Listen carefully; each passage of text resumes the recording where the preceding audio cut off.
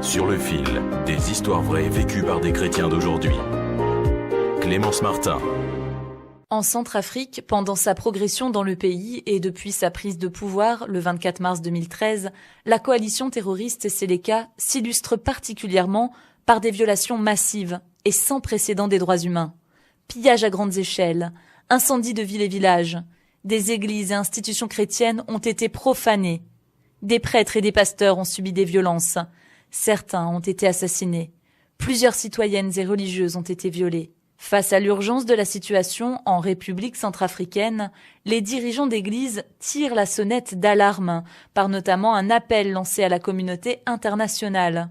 Cette interpellation poignante a été rédigée à Bangui, le 6 octobre 2013, par l'ensemble des représentants religieux de différentes dénominations du pays, dont l'archevêque catholique Dieudonné Zapalenga, président de la conférence épiscopale, et le révérend Nicolas Guérékoyame Gbangou, président de l'Alliance des évangéliques en Centrafrique.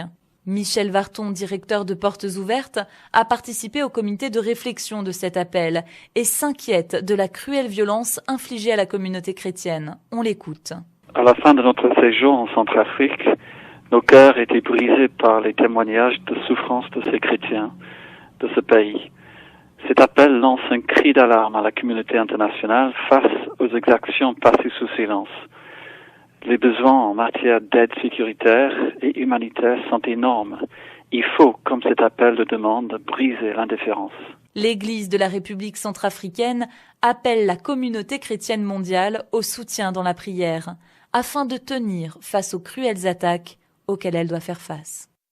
Retrouvez cette histoire et bien d'autres sur le site de l'ONG Portes Ouvertes, www.portesouvertes.fr.